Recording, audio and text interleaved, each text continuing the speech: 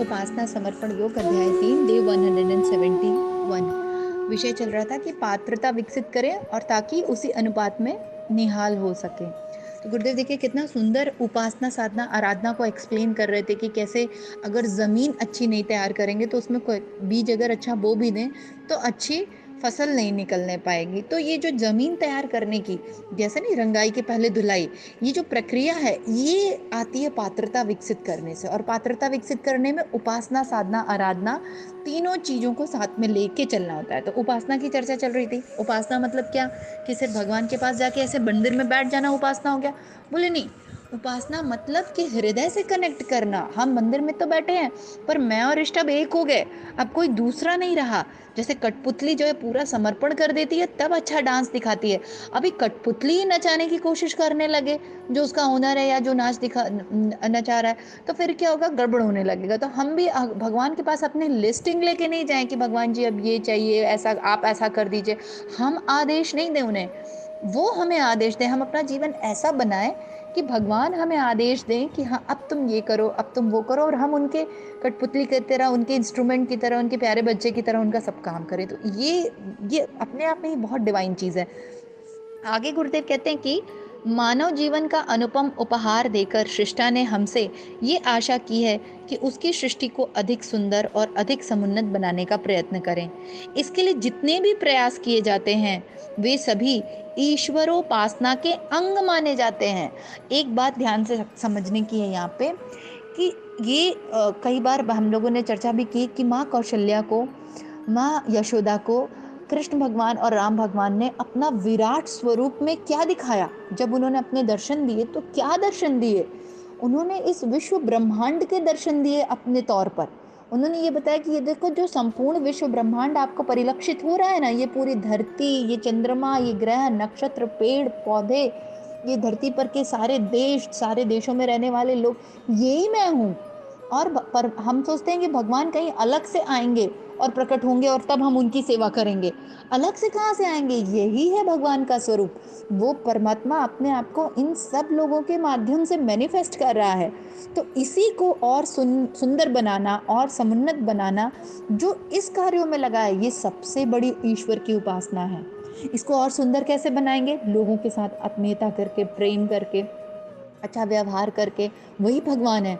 उसके बाद भगवान की इस धरती को सुंदर बना के, यहाँ के प्राकृतिक रिसोर्सेज को, जो हम लोगों के जो रिसोर्सेज हैं उनको प्रॉपरली संभाल के, उनको वेस्ट नहीं करके, एक दूसरे का सहयोग करके, जो गुरुदेव ने सूत्र दिए उन्हीं सूत्रों पे चल के हम परमात्मा की उपासना कर सकते हैं। और यही असली उपासना के अंग माने जाएंगे। जब तप भजन पूजन का मतलब ईश्वर को रिझाना नहीं, वरन यह है कि मानवीय गरिमा का निर्वाह सतर्कता पूर्वक करेंगे और उसे कलंकित न होने देंगे। सही बात है। हमको लगता है कि ये जो हम लोग जब तब कर रहे हैं, घंटी बजा रहे हैं और लड्डू चढ़ा रहे हैं, तो इससे भगवान रीझ जाएंगे और तब प्रसन्न होकर हमको कुछ दे देते हैं।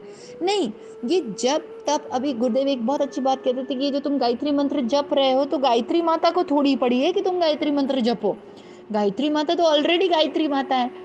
तुम जप किसके लिए कर रहे हो? अपनी साधना के लिए कर रहे हो। क्यों? क्योंकि जब हम जप करेंगे तो माँ की चेतना हमारे अंदर उतरेगी, तो हमारा कषाय कल्मश दूर हो जाएगा, हमारी क्लिनजिंग होने लगेगी।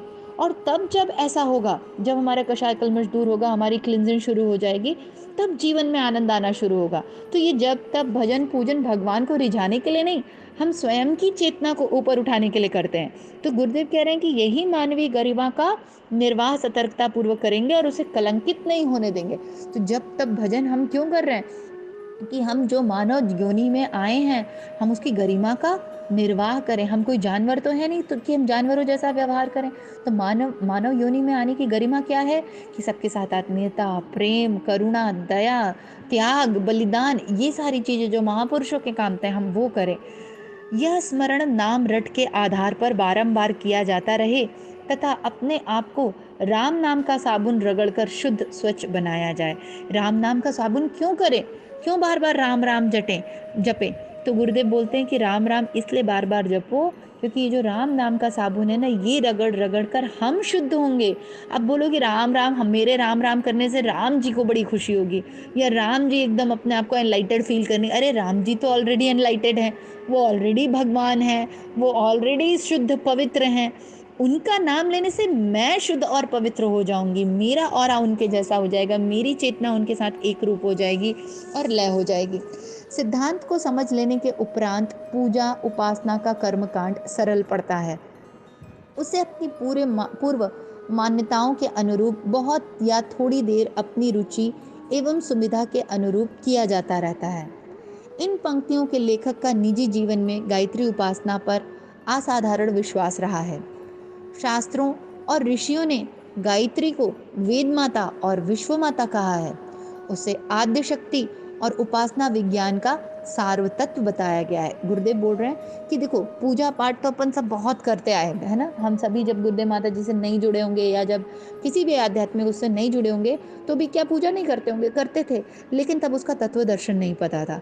तब ये नहीं पता था कि ये जो घंटी बजा रहे हैं, जो मंदिर में दिन रात बैठते हैं, फिर दुर्गा सप्तशती पढ़ रहे हैं, फिर कभी सुंदर कांड पढ़ रहे हैं, हनुमान चालीसा पढ़ते हैं, ये क्यों पढ़ रहे हैं। तो कब क्या हनुमान जीवन में उतरा कि हनुमान जी, अच्छा सही बताऊं तो मैं भी यही सोचती थी, मुझे नहीं पता था। मुझे लगता था कि हनुमान चालीसा या सुंदरकांड का पाठ किया तो हनुमान जी खुश हो गए। अरे उसमें क्या लिखा है, सुंदरकांड तुमने पढ़ा तो उसकी चौपाइयाँ पढ़ी, उसका अर्थ पता है तुम्हें, और वो जो अर्थ है वो जीवन में उतरा क्या। अरे नहीं, वो तो भगवान थे, भगवान तो बड़े ऊंचे होते हैं, हमारे जीवन में थोड़ी वो उतरेगा। हम तो जैसे निकृष्ट के निकृष्ट थे, हम वैसे ही बने रहेंगे। गुरुदेव बोलते ना, ये गलत है, तुम्हें सिद्धांत नहीं समझ आया पूजा उपासना का, सब गड़बड़ समझ लिया तुमने। पूजा उपासना का क्रम इसलिए किया जाता था, वेद शास्त्र पुराण, सुंदरकांड, रामायण, गीता, दुर्गा सप्तशती, ये सब इसलिए पढ़ी जाती थी कि उसमें माँ के चरित्र को हम अपने अंदर उतारे, हनुमान के चरित्र को, राम के चरित्र को, उनके ऑरा को, उनके विजडम को। जैसे उनका जीवन था वैसा हमारा जीवन शुद्ध पवित्र निर्मल मानवता से भरा हुआ। ये विज्ञान था उसका, ये उसका तत्व दर्शन था। और हमने क्या किया, हमने अपनी रुचि और सुविधा के अनुसार सब तोड़ मरोड़ के किया। तो गुरुदेव बोल रहे हैं कि ये सब बातें जो बता रहा है ना, ये कोई साधारण व्यक्ति नहीं बता रहा है, ये वो व्यक्ति बता रहा है जिसने अपने जीवन में गायत्री को उतारा है, जिसने जिया है। तो जो शास्त्र और ऋषि जो वेद माता, गायत्री को वेद माता और विश्व माता क्यों कहते हैं, वो उसे आद्य शक्ति और उपासना विज्ञान का सार्वतत्व बताया गया है कि गायत्री मंत्र में सारी चीजें आ जाती हैं। वो साक्षात ब्रह्म है, ब्रह्म प्राप्ति का मंत्र है। और सबने गायत्री जपा है, राम ने, कृष्ण ने, जितने महापुरुष आए, विश्वामित्र जी ने, और अभी रिसेंट के महापुरुषों में बोले तो हमारे मदन मोहन मालवीय जी, गांधी, जितने लोग आए सबने गायत्री जपी है। तो गायत्री मंत्र अपने आप में वेद मंत्र है, वेद माता विश्व माता उसको कहते हैं। तो उसे आद्य शक्ति और उपासना विज्ञान का सार तत्व, हम उसी का जप और प्रकाश पुंज सविता का ध्यान करते रहते हैं। इसका सत्परिणाम भी प्रत्यक्ष देखा है, इसलिए अपने संपर्क क्षेत्र में इसी को अपनाने का परामर्श दिया है। इतने पर भी वह अनिवार्य नहीं है जिन्हें यह न रुचे, वे अपनी मर्जी के अनुरूप अन्य साधनाएं कर सकते हैं, पर होना चाहिए इन सब में समर्पण भाव। देखिए गुरुदेव भी कितने अच्छे, कितने एकदम उन्होंने खोल के दे दिए सारे मार्ग हमको, कि जरूरी नहीं है कि तुम गायत्री मंत्र ही जपो, तुम राम राम जप सकते हो, तुम राधे कृष्णा जप सकते हो, तुम कुछ भी ओम नमः शिवाय जप सकते हो, जो करो। लेकिन एक बात याद करनी है, याद रखने वाली इसमें यह है, हम जो भी मंत्र जप करें, जो भी पूजा उपासना का क्रम करें, उसमें समर्पण भाव हो, वो हृदय से निकला हुआ हो, वो देखा देखी पाप, देखा देखी पुण्य वाले तरीके से नहीं हो। क्योंकि कई बार क्या होता है कि हम देखा देखी पाप, देखा देखी पुण्य से नकल तो करने लगते हैं पर समर्पण नहीं होता। इसीलिए कहते हैं श्रद्धा बड़ी ऊंची चीज है और श्रद्धा किसी पे थोपी नहीं जा सकती। अगर मेरी शिव में श्रद्धा है और किसी की कृष्ण में है तो मैं थोप नहीं सकती कि आओ तुम भी शिव को ही मानो। तो पहले चेक करो कि कौन है जिसमें आपकी सबसे ज्यादा श्रद्धा है, और फिर उसी को पकड़े रहो और उसी में पूरे समर्पण भाव से लगे रहो, वही सबसे ऊंची आराधना साधना उपासना हो जाएगी। भिक्षुक या दरिद्र बनकर उसके दरबार में सम्मान नहीं प्राप्त कर सकते, कुछ छिटपुट अनुग्रह पाकर खाली हाथ ना आने का उथला संतोष भले ही प्राप्त कर सके। भगवान के यहाँ अगर हम लोग ऐसे उनको रिझाने की कोशिश करेंगे तो क्या प्राप्त होगा, थोड़ा बहुत अनुदान वरदान मिल जाएगा, धन संपत्ति मिल जाएगी, भौतिक वस्तुएं मिल जाएंगी, तो क्या कर लोगे। मान लो तुमको कुछ भौतिक चीजें मिल भी गई तो हमने क्या अर्जन कर लिया, थोड़ी देर का नश्वर संसार, नश्वर जगत, उसकी प्राप्ति हो गई। उपासना भले ही थोड़ी हो पर नियत समय पर नियम पूर्वक और भाव भरी होनी चाहिए, वह हमारी आत्मा को परमात्मा से जोड़ने में बहुत हद तक सफल रहेगी। गुरुदेव कह रहे हैं कि थोड़ी देरी करो, ये तो मैं भी कहूँगी क्योंकि मेरा भी अनुभव यही है।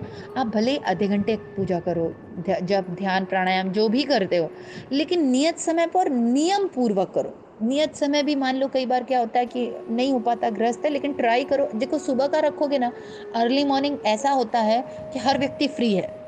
हाँ, देख लो कि उठने का बन पा रहा है कि नहीं, रात को बहुत लेट तो नहीं हो जाता, किसी का जॉब प्रोफाइल ऐसा होता है कि रात में जगना होता है। लेकिन अगर ऐसी कोई बाउंडेशन और ऐसी कोई विषम परिस्थिति नहीं है कि तुम सुबह नहीं उठ सकते, तो सुबह का रखो। सुबह साक्षात ऋषि सत्ताएं, साक्षात देवी ऊर्जा धरती पर रहती है, हिमालय से उतरी रहती हैं, तो उसका महत्व ही अलग है। तो गुरुदेव कहते हैं नियत समय और नियम पूर्वक हमको भाव भरी श्रद्धांजलि देनी चाहिए, और वह हमारी आत्मा को परमात्मा से जोड़ने में बहुत हद तक सफल रहेगी। पानी की टंकी या लाइन के साथ जुड़े हुए नल यथेष्ट पानी देते रहते हैं। छोटे बैंक बड़े बैंक के साथ जुड़कर संपन्न हो जाते हैं। हम भी ईश्वर के साथ जुड़कर उनकी शक्तियों का उद्भव अपने भीतर करने लगते हैं। बूंद समुद्र में गिरकर अपना अस्तित्व खोती नहीं है, वरन अपना आकार विस्तृत कर लेती है। ईश्वर को आत्मसमर्पण की उपासना करके हम मात्र अहंता खोते हैं और उतने ही सुविस्तृत, उतने ही समर्थ होते हैं जितना कि ईश्वर स्वयं है। इतनी सुंदर बात गुरुदेव ने लिख दी है कि मेरा तो मन ही प्रसन्न हो गया है ये लाइन पढ़ के। और मैं तो अब क्या ही बोलूं कि जब बूंद समुद्र में मिल जाती है तो क्या कहोगे कि बूंद मर गई? मैं अगर परमात्मा से एकलय हो गई तो क्या कहूंगी, मैं मर गई? अरे नहीं, मैं विस्तृत हो गई। मैं छोटी थी, बड़ी हो गई। मेरी सामर्थ्य कम थी, संकीर्ण थी, मैं स्वार्थपरायण जीवन जी रही थी। अब मैं ईश्वर जैसी समर्थ हो गई, ईश्वर जैसे प्रेम करने की शक्ति मेरे अंदर आ गई, ईश्वर जैसी आत्मीयता, करुणा, दया, व्यापकता आ गई। तो ये इतनी सुंदर बात गुरुदेव ने लिख ली कि जो छोटे बैंक होते हैं वो बड़े बैंक के साथ मिलकर सुसंपन्न हो जाते हैं। और हमको क्या लगता है, और हाँ, इस पूरे उपक्रम में, उपासना के उपक्रम में अगर देखा जाए तो हमने क्या खोया? अगर हम देखें भी ना, लोग सोचते हैं अरे अध्यात्म मार्ग पे जाएंगे तो बड़ा सब नुकसान हो जाएगा, संसार छूट जाएगा, धन छूट जाएगा, घर छूट जाएगा। ये क्या छूटा? मैं सच बता रही हूँ, कुछ नहीं छूटा। अहंकार छूटा, सही बता रही हूँ। कषाय कल्मश छूट गए। जो मैंने खोया है ना आज तक, या जो भी आध्यात्मिक मार्ग पे लोग हैं वो निश्चित ही मेरी बात से अग्री करेंगे कि उन सभी ने जो खोया है वो था कषाय कल्मश, वो था दोष दुर्गुण, वो थी मेरी संकीर्णता, वो थी मेरी स्वार्थ परायणता, वो था मेरा अहंकार। और जो मैंने पाया है वो है आत्मीयता, प्रेम, सद्भावना, करुणा और असीम आनंद। तो ये उपासना की महत्ता है। इसी भाव के साथ आज का यहाँ समाप्त करेंगे। और इतना सुंदर गुरुदेव ने उपासना का बताया कि उपासना मतलब सिर्फ भगवान के पास नहीं बैठना है, हमें नियमित तौर पर नियम से उनके साथ जाना है और एक रूप होना है। सिर्फ फिजिकल स्थूल शरीर ही नहीं, कारण शरीर, सूक्ष्म शरीर, तीनों शरीर एक हो जाए। कण कण में गुरुदेव एक ध्यान करवाते हैं अमृत वर्षा का, इतना सुंदर करवाते हैं। बोलते कण कण में, नस नस में, मेरे रोम रोम में वो सविता देवता का तेज प्रकाश उतर रहा है। ये क्या बोल रहे हैं वो? कि बोल रहे हैं मेरा कोई एक पार्ट ऐसा नहीं बाकी रह गया है अब जहाँ परमात्मा परिलक्षित नहीं हो रहा है। मेरे स्थूल शरीर से लेकर सूक्ष्म से लेकर कारण शरीर तक सर्वत्र ईश्वर की ही सत्ता व्याप्त नजर आ रही है। तो इसी भाव के साथ ये ईश्वर की उपासना की जो भक्ति की जो पराकाष्ठा है, जहाँ पे बस अहंकार ही गल जाता है और बाकी सब एक हो जाता है, वो हमारे जीवन में भी उतरे। ऐसी माँ गायत्री से प्रार्थना करेंगे, कमर सीधी कर ले, दोनों हाथ गोदी में कर ले। सविता देवता का तेज प्रकाश हमारे अंदर समर्पण भाव उत्पन्न करता हुआ और हमें माँ गायत्री से, उस ब्रह्म से, उस परम चेतना से एक रूप करता हुआ। इसी भाव के साथ गायत्री मंत्र। ओम भूर्भुवः स्वः तत्सवितुर्वरेण्यं भर्गो देवस्य धीमहि धियो यो नः प्रचोदयात्। जय गुरुदेव, सभी को प्रणाम। हमारे YouTube चैनल को सब्सक्राइब करें और बेल आइकन को दबाकर ऑल पर क्लिक करें ताकि नोटिफिकेशंस आपको मिलती रहें।